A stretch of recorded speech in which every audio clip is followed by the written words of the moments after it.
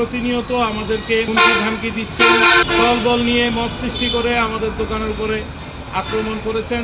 ন্যায্য মূল্যে পণ্য বিক্রি করে সাধারণ মানুষের মুখে হাসি ফোটানোই কি তবে এখন অপরাধ? যে অপরাধে সইতে হয় হুমকি, আর সেই হুমকির জেরেই ছাড়তে হয় দেশ। দর্শক, বলছি বর্তমানে সামাজিক যোগাযোগ মাধ্যমে ব্যাপক আলোচনার জন্ম দেয়া নবীন পাঞ্জাবির কথা। কম দামে পাঞ্জাবি বিক্রি করে সাধারণ মানুষের ভালোবাসা পেলেও স্থানীয় অসাধু সিন্ডিকেটের রোষানলে পড়ে শেষ পর্যন্ত ব্যবসা গুটিয়ে দেশ ছাড়তে বাধ্য হলেন নবীন পাঞ্জাবির ব্যবস্থাপনা পরিচালক হাফেজ এনামুল হাসান নবীন। তবে এরই মধ্যে এসেছে সুখবরও। অবশেষে কি সুখবর এলো নবীনের ভক্ত ও ক্রেতাদের জন্য? ঈদের বাজারে যেখানে ব্যবসায়ীরা আকাশচুম্বী মুনাফার স্বপ্নে বিভোর, সেখানে ব্যতিক্রম ছিলেন হাফেজ এনামুল হাসান নবীন। মগবাজারের বিশাল সেন্টারে তার শোরুম। নবীন পাঞ্জাবিতে পাওয়া যাচ্ছিল সাশ্রয়ী মূল্যে মানসম্মত পোশাক, কিন্তু এই ন্যায্য মূল্যই কাল হয়ে দাঁড়ালো তার জীবনে।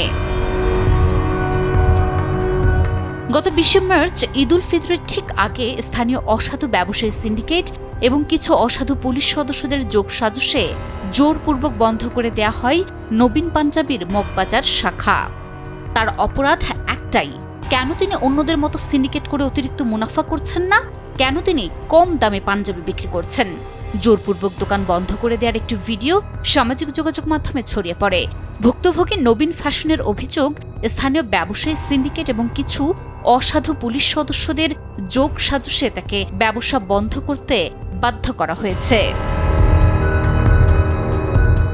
শুধু তাই নয়, দেয়া হয় তাকে হুমকি ধামকি। ক্রমাগত হুমকি ধামকি আর রোষানল থেকে বাঁচতে শেষ পর্যন্ত ব্যবসা গুটিয়ে দেশ ছাড়ার ঘোষণা দেন এই উদ্যোক্তা। মঙ্গলবার রাতে তিনি তার ফেসবুক আইডিতে শাহজালাল আন্তর্জাতিক বিমানবন্দরের ছবি যুক্ত করে একটি স্ট্যাটাস দেন। পোস্টে এনামুল হাসান নবীন লিখেছেন, সিংহের মতো বাঁচতে চাই, কিন্তু সিন্ডিকেটের গুলিতে সন্তানদের এতিম করতে চাই না, তাই দেশ ছেড়ে চলে যাচ্ছি। পরিস্থিতি স্বাভাবিক হলে হয়তো একদিন দেশে ফিরবো ইনশাল্লাহ। তবে অন্ধকারের পরেই দেখা দিয়েছে আশার আলো। অবশেষে দেশ জুড়ে আলোচনার মুখে এসেছে এক বড় সুখবর।